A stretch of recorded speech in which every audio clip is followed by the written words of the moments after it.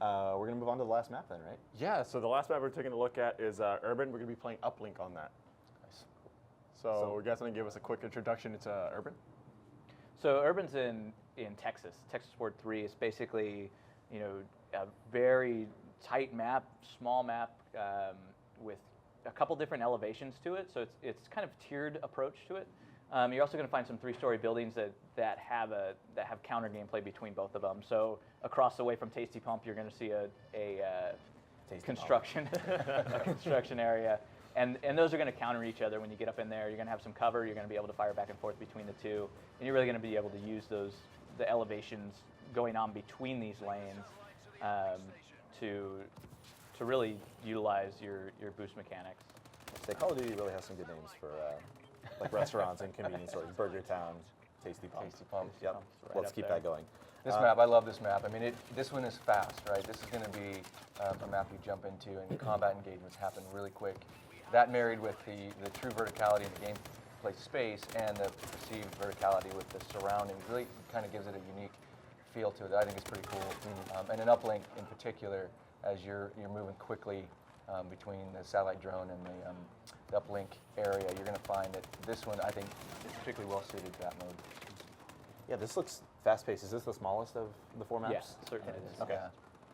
Yeah, and so some good range there, right? From sort of the opening of feel of Sideshow to this now being sort of smaller and more direct combat. I think you're going to find that we've tried to give quite a variety of how the spaces fill.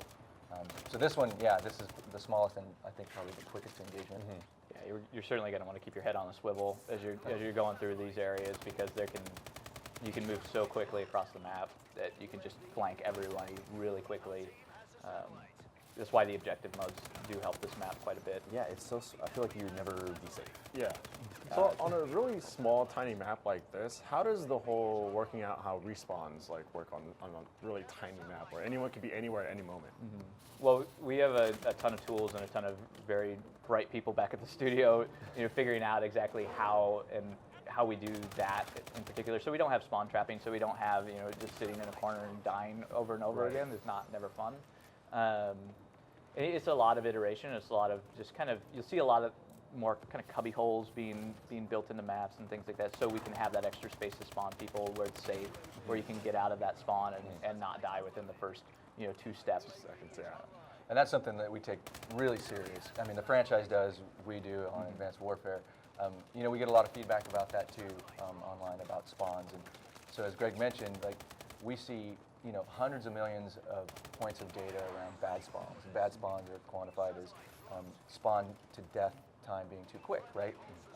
I got to tell you, Advanced Warfare has an incredibly good spawn system. We look at what bad spawn data is compared to past Call of Duty franchise and other games. And so we're continuing to push it, and these smaller maps really challenge us, right? But our spawn data shows that we've done a really good job with the system, as Greg mentioned, with all the smart brains back at the studios to make sure you're not spawning and getting shot in the back immediately. And then this map has, it's another one with one of the sort of environmental changes, correct? Yeah. When are we going to see that and what happens? So that's actually already occurred. Because we're in uplink, it happens midway between each round, so it's fair. Gotcha.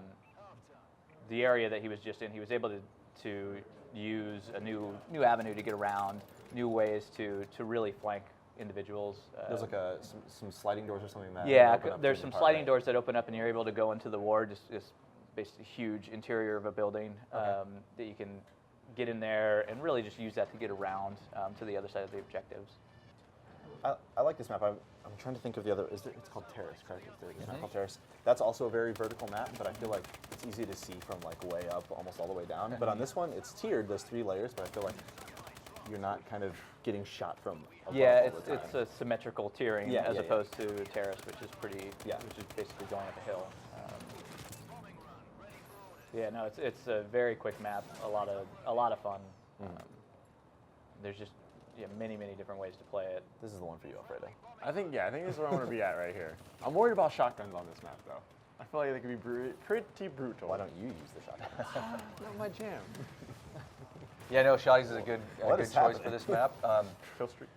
Yep, and weapon balance is pretty key to us. So there's been a lot of questions on Twitter about weapon optimizations, and I think we're going to be rolling out some stuff with DLC. There's a big game update coming with this pack for everybody that includes some weapon tuning values. So yeah, shotties are going to be pretty effective in this map, and with the buff that's coming, I think you're going to find them even more effective. Sorry, a buff coming for shotties? I don't want to hear that. No, yes, it's fine. Yes, in fact, we're looking at all weapons. Did I just give away an exclusive? Maybe. It happens. It does happen. Yes, that's true. You heard it here first. Big weapon balancing pass coming. With the goal of making all classes equal and competitive. Okay. I think we're looking at the shotty class as well. So yes, I think you'll find it'll be effective here. Okay. No, it's totally fine. It's just, oh man, when someone gets the drop on you with a shotgun, you just feel bad. Well, kind of when they get a drop on you with any weapon. Oh, you feel of bad, course. right? But the shotgun just has like such a good sound. Oh, that's and it true. fires, and they're Yeah. right. It's up close and personal, and you're just like, ah.